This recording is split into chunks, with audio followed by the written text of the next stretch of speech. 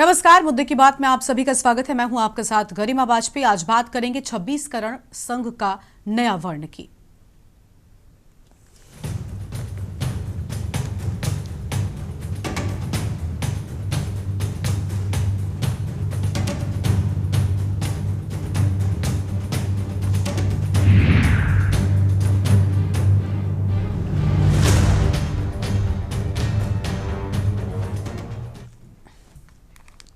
लखनऊ की धरती से राष्ट्रीय स्वयंसेवक संघ के सरसंघ चालक मोहन भागवत ने जो कहा वो आने वाले दशकों की भारतीय राजनीति की दिशा तय करने वाले हैं। ये सिर्फ एक भाषण नहीं है, ये हिंदू पुनर्जागरण का वो एजेंडा है जिसका सीधा कनेक्शन 2026 के बंगाल और असम के चुनावों से जुड़ा हुआ है। भागवत ने 3 ऐसी बातें कही जिन्होंने सेकुलर खेमे में खलबली मचा दी है। पहला, हिंदुओं को कम से कम 3 बच्चे पैदा करने चाहिए। क्यों? क्योंकि 2.1 की प्रजनन दर समाज को खत्म कर देगी। दूसरा, घुसपैठियों के लिए डिटेक्ट, डिलीट, डिपोर्ट यानी पहचानो, मिटाओ और बाहर निकालो, उन्हें रोजगार देना बंद करो। और तीसरा, भारत का हर मुसलमान मूल रूप से हिंदू है, घर वापसी का रास्ता खुला है। लेकिन सवाल यह है कि आखिर भागवत ने लखनऊ को ही इसके लिए क्यों चुना और अभी ही क्यों? क्या इसका सीधा संबंध पश्चिम बंगाल के उन सीमावर्ती जिलों से है जहां जनसंख्यिकी की पूरी तरह बदल चुकी है? क्या इसका संबंध असम की उन सीटों से है जहां पर अजमल फैक्टर बीजेपी की नींद उड़ाए हुए है? जब भागवत कहते हैं कि जाति जाति नहीं, तो वो दरअसल उस जातिगत जनगणना के नैरेटिव को काटने की कोशिश कर रहे हैं जो हिंदू समाज को टुकड़ों में बांटने का डर पैदा कर रही है। वो संदेश दे रहे हैं कि जाति छोड़ो, संख्या बढ़ाओ और एकजुट हो जाओ। विपक्ष इसे ध्रुवीकरण कहेगा, बुद्धिजीवी इसे पिछड़ापन कहेंगे, लेकिन संघ इसे अस्तित्व की लड़ाई कह रहा है। भागवत ने साफ कह दिया है कि शादी केवल वासना के लिए नहीं बल्कि सृष्टि को आगे बढ़ाने के लिए है। कर्तव्य बोध की ये बात सीधे तौर पर हिंदू परिवारों के ड्राइंग रूम तक पहुंचाने की तैयारी है। सवाल है कि क्या जनसंख्या बढ़ाना ही हिंदू समाज के बचने का एकमात्र रास्ता है? क्या घुसपैठियों को रोजगार न देना एक नई आर्थिक नाकेबंदी की शुरुआत है? और सबसे बड़ा सवाल कि क्या भागवत का ये हिंदू मास्टर प्लान 2026 में बंगाल और असम की सत्ता की चाबी बीजेपी को दिला पाएगा? सियासत के गलियारों में जब संघ प्रमुख मोहन भागवत कुछ बोलते हैं तो उसकी गूंज सिर्फ नागपुर या दिल्ली तक नहीं बल्कि सरहद पार तक सुनाई देती है। लखनऊ के मंच से भागवत ने जो कहा वो सिर्फ एक प्रवचन नहीं है बल्कि 2026 के चुनावी समर का ब्लूप्रिंट है। एक तरफ पश्चिम बंगाल की ममता सरकार के खिलाफ मोर्चा तो दूसरी ओर असम में घुसपैठियों पर कड़ा प्रहार। भागवत ने साफ कर दिया है कि अब डिटेक्ट, डिलीट और डिपोर्ट की नीति पर ही काम होगा। और भागवत ने यह भी कहा कि भारतीय मुसलमान भी हिंदू हैं, वो कोई अरब से नहीं आए। यानी एक तरफ घर वापसी का खुला निमंत्रण और दूसरी तरफ घुसपैठियों को रोजगार न देने की सख्त से सख्त चेतावनी भी। यह बयान ऐसे वक्त में आया है जब बंगाल और असम में चुनाव की आहट सुनाई दे रही है, जहां एक एक वोट की गिनती मजहबी आधार पर सिमटती दिख रही है। वहां संघ प्रमुख का यह हिंदू कार्ड क्या बीजेपी के लिए सत्ता की राह आसान करेगा? क्या जाति के नाम पर बढ़ते हिंदू समाज को 3 बच्चों और सांस्कृतिक राष्ट्रवाद के नाम पर एकजुट करने की आखिरी कोशिश है ये? आज इसी पर करेंगे चर्चा। खास मेहमानों का पैनल हमारे साथ में होगा। और बड़ी बात यह कि क्या 2.1 का फर्टिलिटी रेट वाकई हिंदू समाज के अस्तित्व के लिए खतरा है या फिर चुनावी ध्रुवीकरण की नई स्क्रिप्ट? खास बातचीत होगी। खास मेहमान हमारे साथ में जुड़ चुके हैं।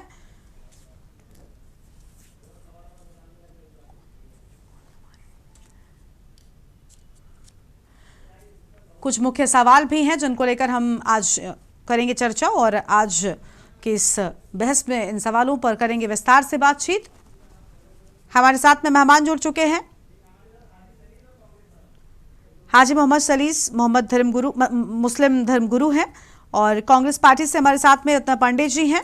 आगे और मेहमान हमारे साथ में जुड़ते चलेंगे। इन मेहमानों के साथ अपनी चर्चा की शुरुआत कर लेते हैं। हाजी मोहम्मद सलीस का रुख कर लेते हैं, मुस्लिम धर्मगुरु। सर, भागवत जी के इस बयान को लेकर क्या कहेंगे?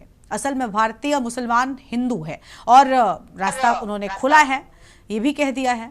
क्या कहना चाहेंगे सर? तो उनके ज्ञान की कमी है। उनको कहना चाहिए था भारतीय मुसलमान नहीं, हर भारतीय हिंदी है। हिंदू एक विशेष धर्म के ताल्लुक से इस्तेमाल होने वाला जुमला है और हिंदी हर भारतीय जो हिंदुस्तान में पैदा हुआ, पहली चीज़। दूसरी चीज़, मोहन भागवत जी जिस प्रकार से घर वापसी की बात कर रहे हैं, तो मैं तो कहूँगा मोहन भागवत जी को पहले अध्ययन करना चाहिए अपने ग्रंथों का और इस्लाम के ग्रंथों का। उनके अपने ग्रंथों में जिस वर्ण व्यवस्था का जिक्र किया गया है, काम की बुनियाद पर जब मनुष्य का विभाजन किया गया है, जिनको मंदिरों में चढ़ने से रोका गया है, जिनको धार्मिक ग्रंथ पढ़ने से रोका गया है, जिनको अपने चारपाई पे बैठने का अधिकार नहीं दिया गया, जिनको आज भी भारतीय जनता पार्टी के दौर इक़्तिदार में भी घोड़े पे बैठकर बारात ऊंची जाति के इलाकों से लेकर निकलने नहीं दिया जा रहा है, तो मोहन भागवत जी पहले उन ग्रंथों के बारे में अपनी राय स्पष्ट करें कि उनको या तो नजर आते। मैंने 2015 में भागवत जी से समय मांगा था मिलने के लिए, तो उन्होंने इंद्रेश कुमार को मुझसे बात करने के लिए भेजा था। मेरा उस वक्त सबसे पहला प्रश्न यही था उनसे कि क्या आप भारत को हिंदू राष्ट्र मानते हो? अगर हिंदू राष्ट्र मानते हो तो आप ये बताओ कि हिंदू राष्ट्र कैसे चलेगा? हिंदू धार्मिक ग्रंथों के आधार पर चलेगा या आपने कोई नया फलसफा बनाया है? उसका जवाब पूरा संघ परिवार नहीं दे सका, आज तक के नहीं दे सका, क्योंकि ये वर्ण व्यवस्था कोई मुगलों ने या हिंदुस्तान में आक्रमणकारियों ने नहीं पैदा की। ये वर्ण व्यवस्था तुम्हारे मनुस्मृति और तुम्हारे ग्रंथों में है। और दूसरी बड़ी बात यह है कि हिंदू कौन है? जो राम को पूजे वो हिंदू है, जो राम की मुखालफत करे वो हिंदू है, जो मूर्ति पूजा करे वो हिंदू है, जो मूर्ति पूजा का विरोध करे वो हिंदू है, जो अपनी अलग आइडियोलॉजी करता है वो हिंदू है। और 3 बच्चे पैदा करने की बात, तो मोहन भागवत जी भारत के अंदर जो बच्चे पैदा हो चुके हैं उनको शिक्षा समान नहीं दे पा रहे हो आप, उनको आप रोजगार नहीं दे पा रहे हो आप उनको स्वास्थ्य सेवाएं नहीं दे पा रहे हो। क्योंकि आज आप देखिए, एक वो बच्चा जो मिड डे का भीख मांग करके पट्टे पे बैठ रहा है, और एक वो बच्चा जिसकी शिक्षा के लिए 20-30 हजार रुपए महीना खर्च हो रहा है। ठीक है, चलिए सलील साहब लौटेंगे हम आपके पास में, लौटते हैं आपके पास में और विस्तार से बाकी मेहमानों को भी जोड़ते चलेंगे। कार्यक्रम पर रुख कर लेते हैं, खास मेहमान हमारे साथ में लगातार बने हुए हैं। रत्ना पांडे हमारे साथ में, कांग्रेस पार्टी की नेता लगातार जुड़ी हुई है। बहुत स्वागत रत्ना जी आपका। ठीक है, रत्ना जी अभी नहीं सुन पा रही हैं। हमारे साथ में बीजेपी के नेता आशीष तिवारी जी जुड़ चुके हैं। बहुत स्वागत सर आपका। और हमारे साथ में सुभाष द्विवेदी जी लगातार बने हुए हैं। आशीष तिवारी जी का रुख कर लेते हैं। सर, मोहन भागवत के बयान को लेकर अभी हाजी मोहम्मद सलीम साहब ने बड़ा हमला बोला। उनका कहना है कि जिस देश में अभी बराबर शिक्षा नहीं मिल पाई है, उस देश में आप जनसंख्या बढ़ाने की बात कर रहे हैं। क्या ये असम और बंगाल के चुनाव को लेकर ऐसे बयान दिए जा रहे हैं? उनका हालिया बयान सामने आया जिसमें उन्होंने हिंदुओं से कई अपील की है। देखिए, जो लोग बराबर शिक्षा की बात कर रहे हैं तो उनको पहले इस बात का ध्यान रखना चाहिए कि जब शिक्षा बराबर नहीं मिल रही है तो ये एक दर्जन बच्चे क्यों पैदा किए जा रहे हैं। जब पहले शिक्षा बराबर कर ले तब फिर ये बच्चे पैदा करने की बात करें। यहाँ पर अपने आप को बताते हैं कि हमारे पास खाने को नहीं है, हमारे पास रहने को नहीं है, लेकिन बच्चे आप देख लो बिल्कुल थोक के भाव पैदा करे जाते हैं। तो ये जब खुद के बच्चे पैदा करने की बात आती है तब ये फिर कोई इनके लिए न शिक्षा है न भोजन है, कोई व्यवस्था नहीं। लेकिन जब वही कोई दूसरा समुदाय बच्चे पैदा करने की बात करता है तो इनको शिक्षा, रोजगार, गरीबी, पूरी दुनिया भर की सारी चीजें याद आने लगती हैं। तो ये लोग जो ज्ञान दे रहे हैं इनको अपने ऊपर पहले अमल करना चाहिए। इनको समझना चाहिए कि इनके यहाँ जिस तरीके की ये भुखमरी बताते हैं, जिस तरीके की गरीबी बताते हैं, तो पहले उसको दूर करें, रोजगार की ओर बढ़े। बच्चे तो बाद में पैदा हो जाएंगे, लेकिन इनको उस पर कोई भी बात नहीं करनी होती है। मोहन भागवत जी ने बिल्कुल किस संदर्भ में क्या बात कही है वो इनको नहीं समझ रही है। इनको हर बात को हिंदू मुस्लिम करना है। कई ऐसे राज्य हैं जहां पर जनसंख्या की जो सांख्यिकी है वो प्रजनन दर बहुत तेजी से गिर रहा है। उस संदर्भ में ये बात कही गई है कि ये अनुपात जो है ये कहीं बिगड़ ना जाए, उसके लिए ये बात करी गई। ठीक है, तो प्रजनन दर बढ़ाने के लिए क्या यह बयान दिया गया या इसके पीछे राजनीतिक आपको एंगल कहीं कोई नजर नहीं आता? हिंदू राष्ट्र का भी जिक्र मोहम्मद सलीम साहब ने किया कि वो हिंदू राष्ट्र की बात करते हैं। कैसे चलेगा हिंदू राष्ट्र? हाँ, नहीं, हिंदू राष्ट्र का कोई यहाँ पर सब्जेक्ट नहीं, चूंकि हिंदू राष्ट्र तो हिंदुस्तान है ही, उसमें कोई इस्लामिक कंट्री थोड़ी है। कौन कह रहा है ये? क्या अगर हिंदू राष्ट्र नहीं तो फिर कौन सा राष्ट्र है? ये इस्लामिक कंट्री है क्या? इस्लामिक कंट्री बनाने की इन लोगों की अपनी जद्दोजहद है, गजवाए हिंद का सपना पाले बैठे हैं, वो बात अलग है, वो कभी पूरा नहीं होने वाला है। लेकिन ये जो बात कही गई है दूसरे संदर्भ में यही कहा जाता है कि कम से कम आप संदर्भ को समझिए कि कंटेंट और कॉन्टेक्स्ट इन दोनों की समझ आपके अंदर होनी चाहिए, तब आप बात करें। क्योंकि आपको तो हर बात हिंदू मुस्लिम तक ले जानी है, आप वही, आपका काम ही यही है। तो ये जो चीजें हैं, समझदारी की बातें हैं, इनको पढ़ाई लिखाई करनी चाहिए, अपनी कौम को पढ़ाई की ओर बढ़ाना चाहिए, ना कि इस सब चीजों में उलझाकर अपनी कौम को पीछे करने का काम ये लगातार कर रहे हैं। हालांकि भारतीय जनता पार्टी सबका साथ सबका विकास के साथ चल रही है, वो लोग जो जो कहा जाता है कि हमको वोट भी नहीं देते हैं, उनको भी हमने जो भी योजनाएं हैं, ज्यादातर योजनाओं का लाभ उनको सबसे ज्यादा मिला है। लेकिन उसके आते हैं बावजूद भी सतीश साहब, आते हैं। इनके कुछ लोग हैं, कुछ ऐसे लोग हैं वो जो जरूर सामाजिक सौहार्द ठीक खराब है, करने अभी की सलील बात साहब करते हमारे हैं, साथ उनमें में से लगातार ये बने भी हुए है। मुस्लिम धर्मगुरु, उनसे हम सलील साहब आएंगे। पहले समाजवादी पार्टी के नेता मौजूद हैं, उनको भी जोड़ लेते हैं। सुभाष द्विवेदी जी काफी देरी से हमारे साथ में जुड़े हुए। बहुत स्वागत सर आपका। सुभाष जी, क्या कहना चाहेंगे? मोहन भागवत ने अपने बयान में एक अहम बात ये भी कही कि सभी मुस्लिम हिंदू ही है और उनके लिए दरवाजा जो है वो खुला हुआ है। क्या कहना चाहेंगे इस पर? सुभाष जी, आपको आवाज मिल रही है हमारी? अनम्यूट कीजिए जी, बोलिए। गरिमा जी, सबसे पहले इनकी भावनाओं को समझना पड़ेगा, इनकी रणनीति को समझना पड़ेगा। आप हमेशा बांटने और काटने और छाटने की राजनीति में विश्वास करते हैं, उसी के तहत इनका ये बयान आया हुआ है। हमें आज चर्चा करनी चाहिए शिक्षा, बेरोजगारी और स्वास्थ्य। उस पर ये गवर्नमेंट पूर्णतः फेल हो चुकी है, चाहे उत्तर प्रदेश हो चाहे देश हो। ना किसी के पास स्वास्थ्य सुविधाएं, ना शिक्षा है। शिक्षा के नाम पे आप 18,000 से लेकर 25,000 स्कूल बंद कर चुके हैं। उन स्कूलों में कौन जाता था? उसमें हिंदू भी जाता था, मुसलमान भी जाता था, सिख भी जाता था, ईसाई भी जाता था। इनको सिर्फ धर्म की राजनीति करनी है, धर्म के आधार पर बांटना है। केरल में इनको ईसाई करना है, जहां जो ज्यादा स्थिति है वहां पे उनको उस हिसाब से बयान देंगे। आप तिरंगा अपने मुख्यालय पे फहराते नहीं, आप देश के संविधान को मानते नहीं है। संघ की एक सोच है कि हम अपना संविधान लागू करेंगे, ना बाबा साहब के संविधान को मानेंगे, ना उसमें आस्था रखेंगे। हम अपना एक बिल लाएंगे, हम अपने उस हिसाब से देश को चलाएंगे। तो ये संभव नहीं है।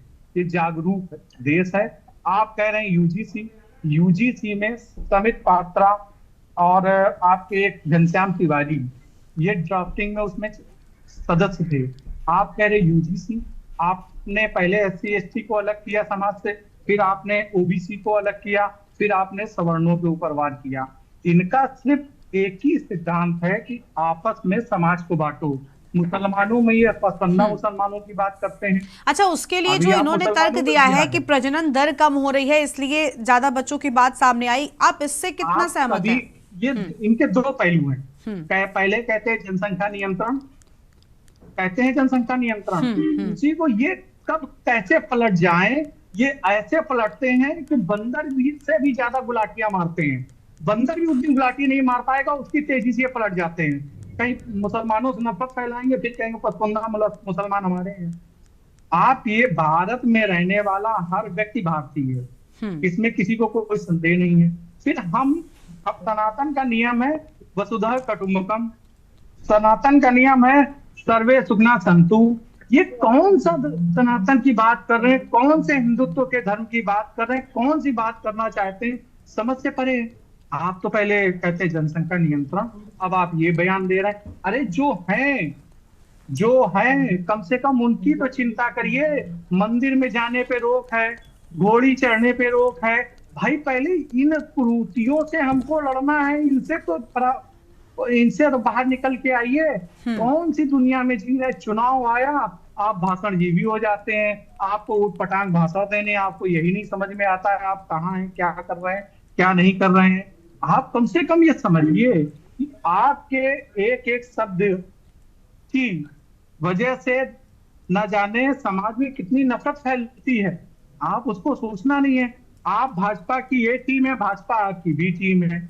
आप जब चुनाव आता है तो उसको लाभ पहुंचाने के लिए आपको भाषाबाजी करनी है। कम से कम आप ये बताइए, जो हिंदू समाज में हैं या जो मुसलमान समाज में हैं, क्या उनको रोजगार, शिक्षा, स्वास्थ्य की सारी सुविधाएं समुचित तरीके से मिल रही हैं?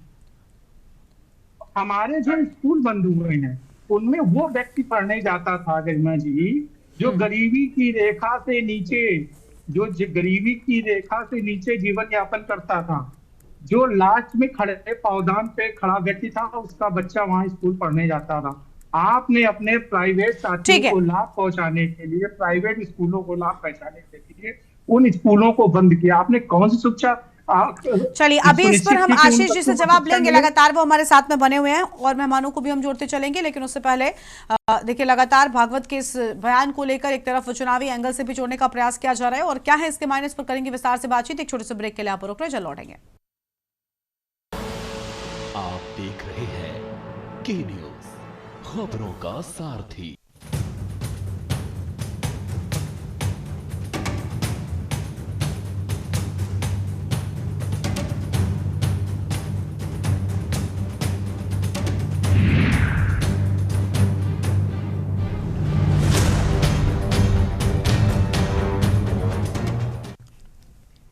ब्रेक के बाद मुद्दे की बात में आप सभी का स्वागत है। खास मेहमान हमारे साथ में लगातार बने हुए हाजी मोहम्मद सलील साहब है, मुस्लिम धर्मगुरु हैं।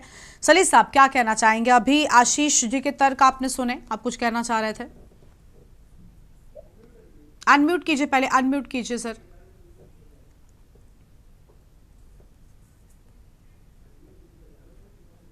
सलील साहब अनम्यूट करेंगे तो हम आपको सुन पाएंगे, ऐसे आपकी।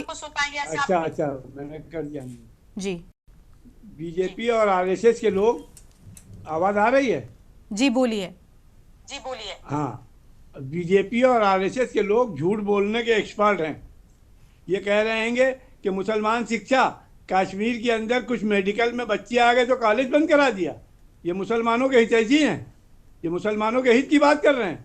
तो इनके दो मुंह हैं, एक मुंह से ये डरते हैं, दूसरे मुंह से सराहना करते हैं। और कब ये पलट जाएं, ये बताएं कि हिंदुस्तान के अंदर आज जो बेरोजगारी है उसमें मैं मुसलमान की बात नहीं कर रहा हूँ, हिंदुस्तान के उन करोड़ों सेकुलर हिंदू भाई, दलित समाज को आज तक के संविधान में दिए गए रिजर्वेशन के अनुपात से सर्विसेज में क्यों नहीं बिठाया गया? सिर्फ इसलिए कि एक खास जो सनातनी हैं, जो बनाम हिंदू तमाम वोट तो हासिल करते हैं, लेकिन अंदर खाने उनके जो नफरत है कार की बुनियाद पर, जिनको नीच और दलील और जिनको अपना क्या कहते हैं दास और गुलाम डिक्लेयर कर रखा, उनको उन पदों पे न पहुंचने देने के लिए ये सारे षड्यंत्र रखते हैं। बस चुनाव आता है तो हिंदू मुस्लिम, अरे भाई हिंदुस्तान के अंदर किस तरह से दूसरे नागरिक घुसे हैंगे? आप केंद्र में बैठे हो, आप प्रदेश में बैठे हो, आप आसाम के अंदर आपकी सरकार है, ये लोग कैसे अंदर दाखिल हुए इसका इनके पास कोई जवाब नहीं है। लेकिन ये चुनाव आया, बंगाल में चुनाव है तो एक उसको खड़ा किया, मुर्शिदाबाद में वो बाबरी मस्जिद बनाने वाला, वो भी आरएसएस का एजेंट है, समझे? और ये सिर्फ और सिर्फ जाति धर्म की राजनीति कर रहे हैं। मोहन भागवत जी ने ये बताया कि भारत की सीमाओं के बाहर अगर पूरा विश्व इनका कुटुंब है तो किसके लिए गए शिक्षा लेकर, कहाँ गए? अभी वो आतंकियों का समर्थन कर रहे हैं, इजराइल के हैं, और मजलूम फलस्तीनियों का कत्ल करने वालों का समर्थन कर रहे हैं। तो इनका करनी और कथनी में बड़ा अंतर है। ठीक है आशीष तिवारी जी, दो मुही बातें करने का आरोप लगाया आप पर। सुभाष जी ने भी, उनका कहना है कि एक तरफ ये कहते हैं जनसंख्या नियंत्रण की बात और दूसरी ओर प्रजनन दर कम होने का जिक्र करते हैं और कहते हैं ज्यादा बच्चे पैदा किए जाएं।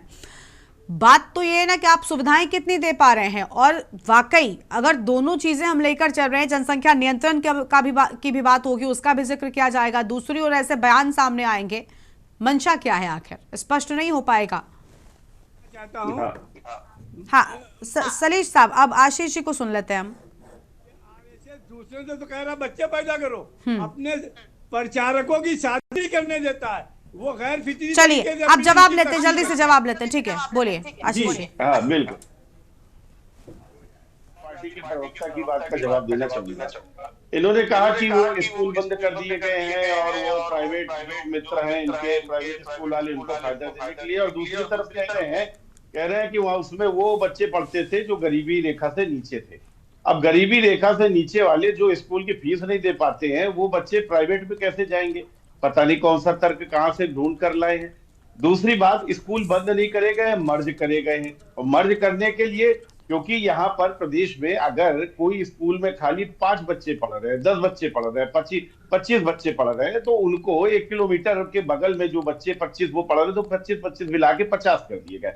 तो बंद नहीं करा गया है, उनको मर्ज करा गया है, लेकिन इन लोगों ने बताने का काम करा कि उसको बंद करा गया है। मुझे नहीं पता किस गणित से। दूसरी बात, सलील साहब अभी बता रहे हैं, जो भी बातें करते हैं ये नफरती बातें करते हैं, और इनको एक नहीं, इनको कई बार मैंने सुना है, इनको सिर्फ नफरत की बातें करनी होती है। आप हिंदुस्तान में रहते हो, अमेरिका में जो रहता है उनको अमेरिकन कहते हैं, जो ऑस्ट्रेलिया में रहता है उनको ऑस्ट्रेलियन कहते हैं, जो पाकिस्तान में रहता है उनको पाकिस्तानी कहते हैं, और जो हिंदुस्तान में रहता है उसको हिंदू कहते हैं। अब इस पर भी अगर आपको हिंदू शब्द में अगर कोई मजहब दिखाई जो दे रहा है तो ये हिंदुस्तान आपकी में रहता समस्या है उसको हिंदुस्तानी कहते हैं, उसको हिंदू क्यों कहते हैं? वो हिंदू वही हिंदू है, हिंदुस्तानी में जो हिंदू है वही हिंदू है। और ये मैं नहीं बोल रहा हूं, ये लिखा पढ़ी में है। जो सिंधु नदी के किनारे बसने वाले लोग हैं वो आज से नहीं है, ये जब से है, जब से इतिहास है। आप देखिए कि बड़ी बड़ी किताबों में उनको हिंदू नाम से करा गया, और वो हिंदू का मतलब अरे हिंदू शब्द आया नहीं कब है? ये मुसलमानों का दिया हुआ है। हिंदू माने साहिल के किनारे बसने वाले चोर डाकू लुटेरे हैं।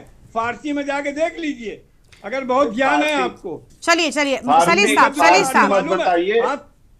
सलील साहब, सुनिए, पहले यहाँ- रुक जाइए, यहाँ एक एक करके बोलिए। हाँ, ये हिंदुस्तान है, यहाँ फारसी चलाने का जो आपका सपना है वो पूरा नहीं हो पाएगा। मैं बार बार कह रहा हूँ, ये इस्लामिक अरे कंट्री ये नहीं है। आप- हिंदुस्तान में आप हिंदी लोग- आप चलेगी, लोग बेवकूफी यहाँ भरपूर हिंदी बात करते चलेगी। हैं। यहाँ पर आप जो जिस झूठे हो, आप तरीके झूठ से आप बोलते हो। सोच रहे हो कि फारसी चला लोगे, अरबी चला लोगे, तो यहाँ ना आपके- अरबी चल पाएगी ना फारसी चल पाएगी। और इतनी फारसी से प्रेम है आपको आपको तो मालूम है गजवा जहाँ किसको कहते फारसी हैं? चलती है वहां निकल लीजिए आप। यहाँ हिंदुस्तान है, चलिए यहाँ हिंदी आपस चलेगी। में चर्चा मत कीजिए, आपस में चर्चा मत कीजिए। अरे आशीष जी, आपने उस वाले सवाल का कोई जवाब नहीं दिया कि भाई एक तरफ जनसंख्या नियंत्रण, दूसरी ओर प्रजनन दर कम, कैसे बता दिया आपने? आशीष जी, आशीष जी, आप यहाँ फारसी मत चलाने की कोशिश चलिए हो गया, आपस में मत लड़िए, प्लीज प्लीज आपस में मत लड़िए। अभी भी वक्त है आपके लिए। सलील साहब आप रुक जाइए प्लीज, सलील साहब को रोक दीजिए, ठीक है। आशीष जी, आप एक तरफ जनसंख्या बढ़ने की बात, उस पर नियंत्रण की बात, और दूसरी ओर ऐसे बयान, क्या मतलब है इसका? कैसे कंट्रोल करेंगे? चाहते क्या है, जनसंख्या नियंत्रण या फिर प्रजनन दर और बढ़ाया जाए? आप सलील साहब को म्यूट कर दीजिए प्लीज। सलील साहब आप रुक जाइए, बार बार बीच में मत बोलिए। आशीष जी आप बोलिए। हाँ देखिए, ये हाँ। न्यूसेंस है, मुझे पता है। और जब इनकी पोलें खुलने लगती हैं तो ये बड़बड़ाते हैं, इनको बुरा लगता है कि आप हमारी नहीं असलियत उनको में छोड़िए, आता है। आप सवाल का जवाब दीजिए, उनको छोड़िए, आप सवाल का जवाब दीजिए। हाँ अरे भाई, अब ये बहुत न्यूसेंस कर रहे हैं मैडम। चलिए प्लीज है आप ना? बोलिए। जी, दूसरी बात मैं ये कहना चाहता हूं कि अगर हिंदुस्तान के अंदर में सारे लोग हिंदू हैं, जिनको मजहब से नहीं जोड़ा जा रहा, क्योंकि जो अगर हमारी बात करें कि जो लोग सनातनी हैं वो सनातनी कहे जाते हैं। वो हिंदू तो सिर्फ एक शब्द वो है जो हिंदुस्तान में रहता है, जो सिंधु नदी के किनारे के लोग हैं, जो सभ्यताएं यहाँ पर पनपी है, उनको यहाँ पर जितनी भी इतिहास की आप किताबें देंगे सर अब परिभाषाएं तो बदली नहीं जा सकती। अब आप अगर ये कह देंगे कि हिंदुस्तान में रहने वाला हर शख्स हिंदू है तो ये तो गलत बात है ना। आप रखिए सनातन को अलग, सनातनी कहिए, लेकिन ये परिभाषा मत बनाइए। इस देश में सभी रहते हैं, हमें तो ये पढ़ाया गया। एक बात का जवाब आधार पर बात करनी मोहन होती तो हम भागवत ने कहते ये जो कि कहा है हिंदुस्तान में कि रहने घर वाला वापसी हर के व्यक्ति दरवाजे सनातनी खुले है, हैं, तो ये लेकिन हमने बताएं, सनातनी नहीं कहा। नहीं हम सनातनी नहीं कह रहे हैं, हम सनातनी नहीं कह रहे हैं। सनातनी अपनी जगह है, लेकिन हिंदुस्तान में मुसलमान भी रहता है, उसका भी उतना ही सम्मान है। वही सम्मान है, और जितने लोग रहते हैं यही तो समझने की बात है। जो हाँ तो ये मत कहिए हिंदुस्तान में रहने वाला हर शख्स हिंदू है। नहीं, आप हिंदुस्तानी हो सकता है। मैं वही 10 अब उसको जाति पर आधारित डिबेट आप बना रहे हैं तो अलग बात है। आप मुझे एक बात का जवाब आपको दीजिए। मैं वही बात समझा रहा हूँ। आप 10 आपने मिनट से हिंदू इनको कोड पहले भी म्यूट किस करा नाम दीजिए। चलाए ये हो? बड़बड़ अरे सलील साहब को म्यूट करिए प्लीज, जल्दी से। आशीष जी आप, उसके बाद एक रिएक्शन सुभाष जी का भी चाहिए, ठीक है। हिंदुस्तानियों के लिए आप हिंदू कोड भी इनको आप लाते शांत हो, कर दीजिए। और उस पर आपकी किस बुनियाद पर सलील साहब को म्यूट कर दीजिए प्लीज। सलील साहब अब मत बोलिएगा प्लीज, बीच में मत बोले। सलील साहब प्लीज बीच में मत बोलिए। आशीष तिवारी जी जल्दी से आप बोलिए, आखिरी रिएक्शन सर, बहुत कम समय है। मैं सिर्फ ये बात कह रहे हो, अरे भाई हिंदू सभा शांत तो हो हिंदू जाइए कोड आप। बिल क्यों आया? हिंदू मैडम मैरिज कैसे एक्ट क्यों लोगों को आया? बैठा चलिए आप बोलिए आशीष जी आप बोलिए। सलील साहब आपको, मुझे लगता है उन तक आवाज नहीं पहुंच पा रही। सलील साहब प्लीज शांत हो जाइए सर, बार बार बीच में मत बोलिए। आपको बार बार एक बात बताई जा रही है, और लोग भी बोलने के लिए आए ना, सिर्फ आप ही बोलेंगे क्या? अब प्लीज शांत रहेगा, बीच में बिल्कुल मत बोलेगा। चलिए बोलिए आप आशीष जी जल्दी से। जी देखिए, जहां तक हिंदू की बात है मैं फिर बता दूं, अगर यहाँ पर किसी धर्म विशेष के लोगों के रहने के स्थान को अगर ये हिंदुस्तान बोला जाता तो हम ये बोलते हैं कि भारत में रहने वाला हर व्यक्ति सनातनी है।